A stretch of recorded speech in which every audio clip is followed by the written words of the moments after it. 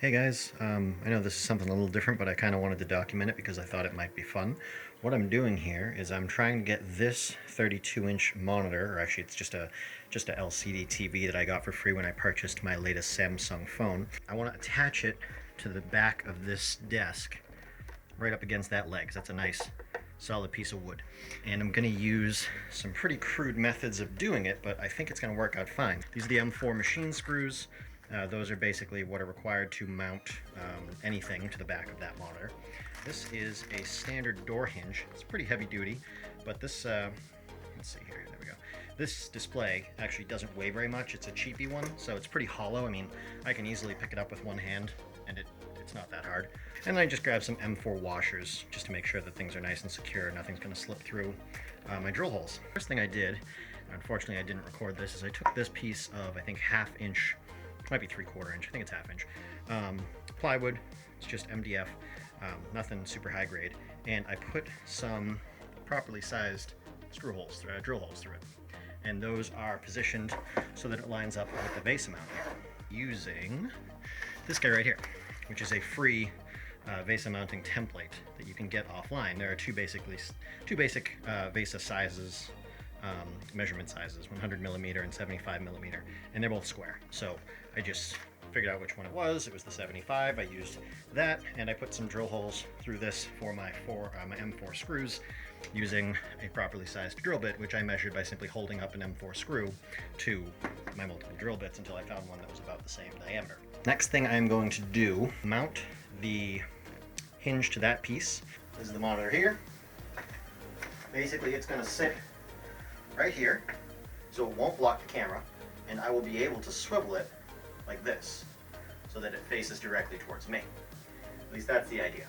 The reason that I'm doing this, I should say, is because if you look online, well, not so much if you look online, because things are super cheap online, but if you look somewhere like Micro Center or another computer type electronics store, what you're going to find, I should probably point this at me, what you're going to find are a lot of very pricey hydraulic multi-jointed VESA mount arms, and those cost anywhere between $75 to $200, even $300, depending on if it's a dual mount or something like that.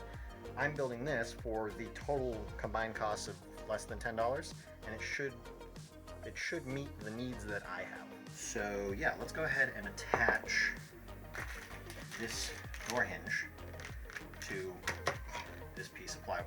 I'm not being super specific about how I measure things. That's generally how I do stuff when I'm just sort of jury-rigging things like this, which I do often.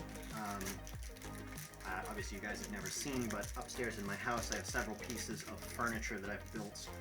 Kitchen table, a couple of office desks, butcher block for my wife. Those things I generally put a little more effort into measuring, but when it comes to something like this, where it's just kind of an idea that I had, and I'm seeing if I can even do it at all, and if it, if it fails, no big deal. I generally tend to not measure things too aggressively. I tend to just jump into projects and see what happens. So I should try to do things in front of the camera so that you guys aren't just staring at nothing. I'm not going to pre-drill the holes, because this should be fine.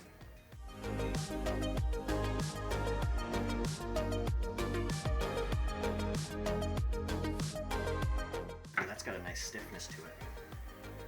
Good. I actually wanted this to be stiff because that'll prevent the monitor from swinging loosely without me wanting it to. So let's try to fit one of these 4M screws through here. This is a 35 millimeter. I'm hoping that's good. Yeah, it feels like those line up pretty good actually. I'm gonna go ahead and put those two in if I can. Everything I do that's like this is kind of an on-the-fly, let's just see if it works type of deal. I don't really plan, I just do.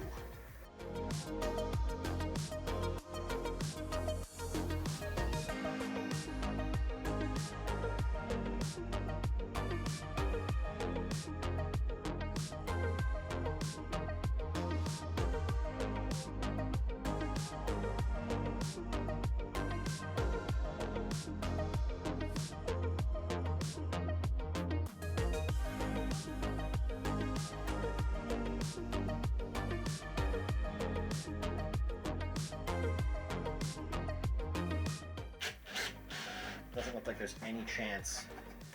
Yeah. I mean, that's really on there. Okay, cool. Now we've got our 2x4. This guy right here. The idea is that we mount this like that, or I guess like that, because this part of the hinge has to be exposed. And then the base of this 2x4 gets mounted to that table leg. When I say mounted, I mean screwed to really well. The only issue is, I don't know if I have screws long enough to mount that 2x4. No, this doesn't look promising. Ooh, yeah, that's not a lot of grab. That's like a 1/4 inch of grab on the other side. I don't like that. Yeah. What do we do? Let me go look at my scrap lumber and see what we have. Like I was saying before, built that table, built this butcher block, and the shelving underneath. Okay, so this is just what I have on my back porch right now. It's some 1/8 inch plywood. That's not doing anybody any good. That's some 1/4 inch or 1/2 inch actually. I could do some of that. Oh, here's a nice piece of 2x2. That might be perfect. Problem is we still don't have the right length screws, except other than the one that's sticking out of it. This is my woodshed. For a while I was actually trying to use it as a recording studio, but it got too cold in the winter.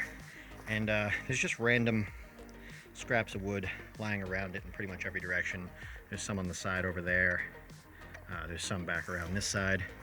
Most of it is from the previous owners, but luckily they did a decent job of stacking it so that it didn't just rot out in the weather. Through the harsh New England winters, I do actually have to be careful where I step here though, because a lot of these boards have upward facing nails sticking out of them. It's looking like we might go with the 1/2 inch plywood. I don't like the amount of creaking that's going on under my feet. A lot of this wood is still very sturdy, as you can see, even though it's been outside. Real sturdy stuff. This is the kind of thing I'm talking about where I say I have to be careful where I step. That's just that's just a bunch of finishing nails sticking out of a piece of wood. Now this guy's not bad right here. Looks like a 1x2, but I'm worried that it's gonna split. In fact, I'm almost certain that it will split. Ooh, hold on a minute. It's a nice piece of something there. Yeah. We've got our wood. Heading back to the house. Beautiful day here in New England, in Massachusetts countryside. I'm only about 45 minutes from Boston, but I live in a very small farming community. We've got our nice hard piece of wood here. I think we're going to do some pilot holes. So we need to get the mounting screws for the other half of the door hinge, or the gate hinge, whatever it was I purchased, to go through this guy nice and smooth. We don't want it to split on us, so just finding the right drill bit here. It's going to be this guy, and we're just going to mark out these holes as centered as possible, making sure to not overlap the wood with the lump, the actual joint on the hinge, because you can't do that.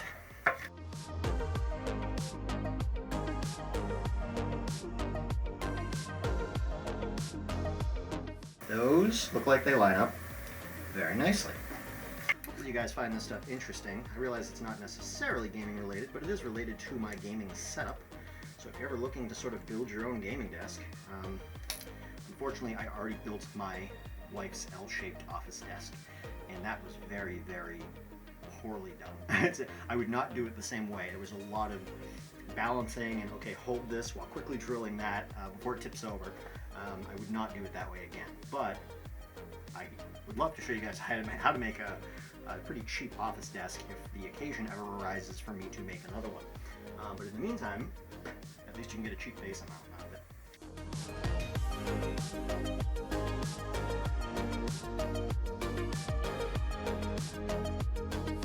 We've got our monitor mostly straight.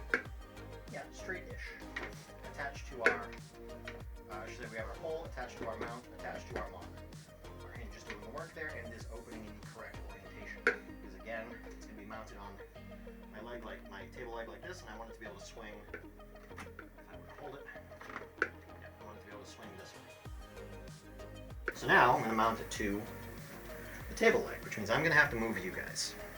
Okay, so because I have my tripod set up exactly how I like it to frame my videos perfectly, I really don't want to move it, so you guys are very, very precariously balanced atop a fieldstone that's part of my basement wall, pointing loosely at this corner. Hopefully you stay there for the duration of this shot. I'm just going to hold this up to see roughly how much post I need to reach that leg. Alright, so it looks like we have the bottom 4 inches or so to work with. I think I'm just going to stagger 3 holes. So I'm going to do like one here, and one here. Like a V pattern within the bottom 4 inches. Don't want to be too closest to the edge, too close to either edge or the bottom.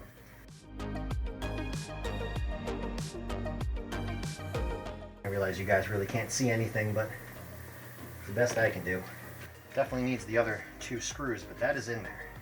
And it is above my power strip, and I can angle it exactly how I want it to be able to angle it. I'm sure there's 5 or 6 of you watching this thinking, God, why is he doing it like that? That's such a dumb way to do that. And I'm sure you're right. I'm certain you're right. Okay, so that's on there. So that is mounted. It's a little hard to see. That's on there. It's not going anywhere. It's mounted right to that table leg there. There's the 3 screws that I put in. It's going over my power bar. It's clearing that. And it swivels using that hinge. All right. It's not perfectly level. This side here needs to go up. So it's tilting slightly this way. Maybe I need to move the power strip entirely then, which is a bummer. What I could do is I could side mount it, which actually would be a good idea. It really shouldn't be mounted to the desktop. That's dumb, because then it's taking up desktop space, and I have very limited desktop space. So yeah, let's go ahead and side mount that, and that's as simple as moving 1 screw.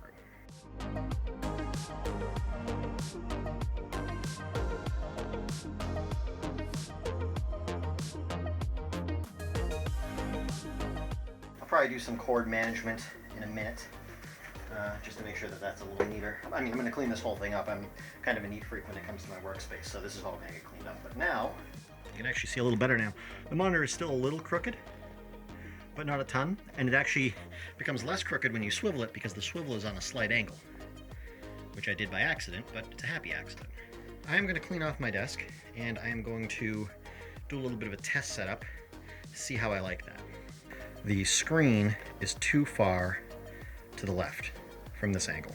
It needs to be more that way.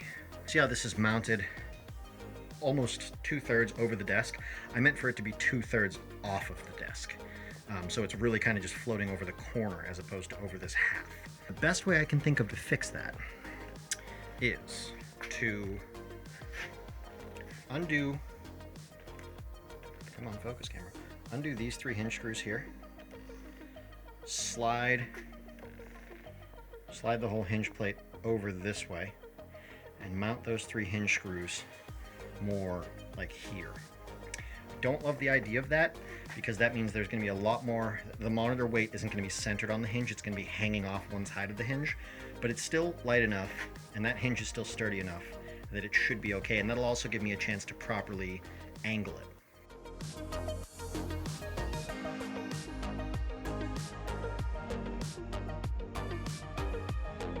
Alright, so here is the desk cleared of the construction material. So let me go ahead and set this up, get it hooked up, get something on it so you guys can see the final product. HDMI cable, gonna need that. Power brick for that big guy is down here. Gonna need that. Alright guys, here it is. This is the finished layout. Non-existent cable management right now. I mean, you can see this side is just a nightmare. But I will do something about that. This monitor is not great, like I said, it's not even full 1080p, so it's definitely something that I'm going to upgrade in the future, just not right now. The hinge is not very open, so still have plenty of room, but this is the angle that I like it at. So this is actually where the camera sits, right here. I can even stick you on the tripod. Right there. That's where the camera sits. So you're definitely not going to see the monitor. You can see my phone, I usually work, let's say I work right about here. So my phone is just out of the way of the corner of the monitor. Need to clean the monitor. It's got some fingerprints on it from me working on it and stuff. But the light doesn't get too much, doesn't throw too much reflection on it. It's pretty clear. Nothing down the bottom there is in the way of it. It's hovering perfectly level. I mean, I really nailed that.